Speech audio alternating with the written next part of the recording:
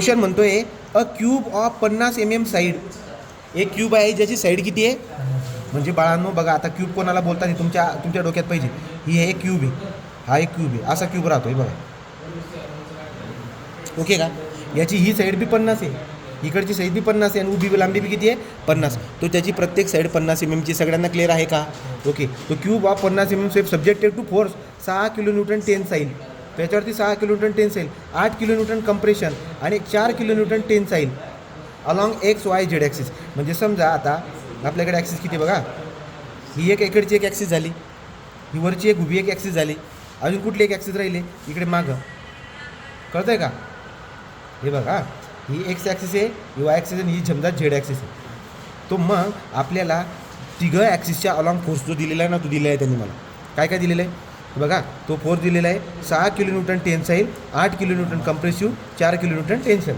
ठीक आहे. तो मला सांगा आता along the x Y Z म्हणलं आहे ना, तुम्ही एक काम करा, डायरेक्टली सिग्मा एक्स काढा. डायरेक्टली काय काढा, सिग्मा एक्स. तो बाळांनो सिग्मा एक्स कसा काढणार तुम्ही. सिग्मा एक्स काय असतो, force upon area. Force upon area. Compressive force जो असतो तो कॉम्प्रेसिव्ह फोर्स आपण नेहमी काय घेतो, कॉम्प्रेसिव्ह असो का टेन्शन असो आपल्याला काय फरक पडत नाही, पण डायरेक्शन महत्त्वाची राहते. बघू आपण एकदा काय विषय होतो.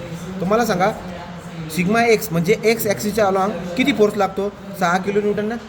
मग 6 kN म्हणजे काय बाळांनो, 6 × 10³ डिवाइड बाय एरिया किती आहे, एरिया किती असणार 50 × 50. साईड काय एक 50चा क्यूब आहे ना, तो एरिया म्हणजे दोनच बाजू 50 × 50. सांगा बरं याचं उत्तर किती. तो 2.4 Nm/mm². हे टेन्शनमध्ये, कशामध्ये टेन्शन, कारण पहिला फोर्स टेन्शन होता ना. बरं दुसरा घ्या. आता दुसरा काढणार आपण बाळांनो, दुसरा काढणार आपण सिग्मा वाय. सिग्मा वाय कसा काढणार रेड्या हो, सिग्मा वाय कसा काढणार, P/A. तो P/A म्हणजे काय, वाय ॲक्सिसच्या अलॉंग दुसरा फोर्स किती आहे 8 kN. 8 × 10³ divide by 50 × 50. सांगा. तो 3.2 Nm/mm². कॉम्प्रेसिव्ह आहे कारण कॉम्प्रेसिव्ह फोर्स आहे ना. तिसरा काढा. तिसरा काय 4 kN लोड आहे. तो सिग्मा झेड बराबर P/A म्हणजेच 4 × 10³ डिवाइड बाय 50 × 50. किती उत्तर 1.6 Nm/mm². आले का तिघं स्ट्रेसेस. तो तिघं प्लेनवरती आलेले स्ट्रेसेस आपण काढून टाकलेले आहे. आता आपल्याला काय करायचे, तो तिघांचे स्ट्रेस आले ना बाळांनो, तर तुम्ही बघा त्यांनी काय काढायला लावले वाचा. Determine the change in volume. काय काढायचं आहे, तो चेंज इन व्हॅल्यूम काढायचा आहे. E∆V question mark. Change in volume काढा. ई दिला आहे 200 GPa. तो ई किती दिला आहे, ई दिला आहे आपल्याला 200 GPa.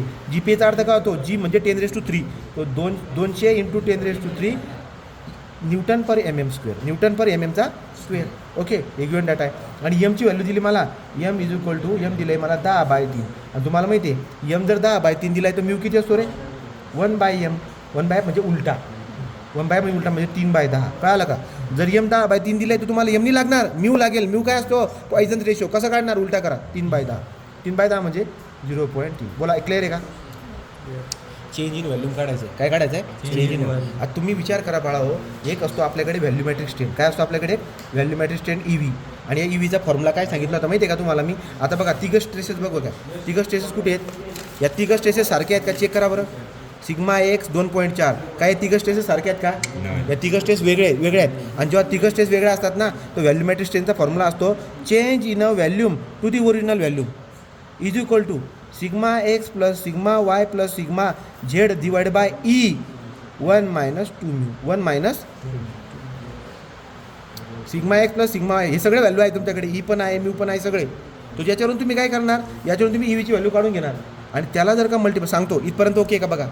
तो EVचे दोन फॉर्म्युले, हा पण आहे आणि हा पण आहे. जर हे तिघं स्ट्रेस सारखे राहिले असते तर इथं 3 सिग्मा आला असता. काय आला असता, सिग्मा सिग्मा सिग्मा. तिघं सारखे आहेत, 1 1 1 3 सिग्मा. समजते का. पण आता तिघं वेगळे आहेत ना. मग आता आपण काय करणार आहोत, व्हॅल्यू काढणार आहोत. बघा आता volumetric strain is equal to sigma x किती आहे, सिग्मा एक्स किती बघून घ्या 2.4.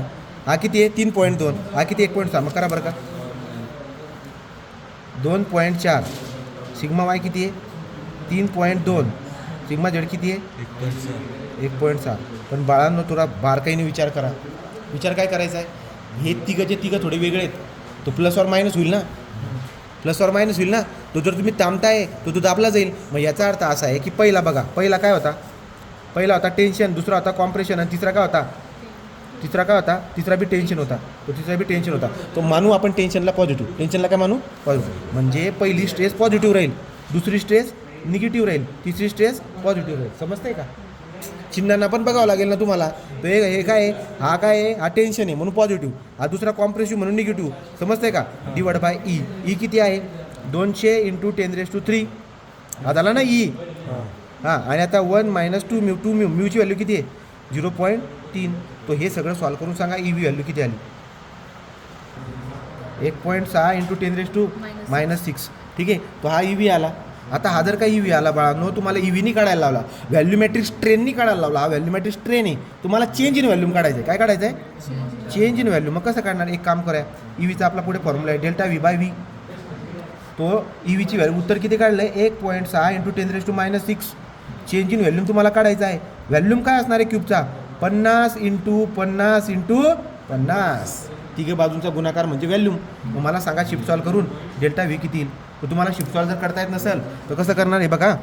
1.6 × 10⁻⁻6.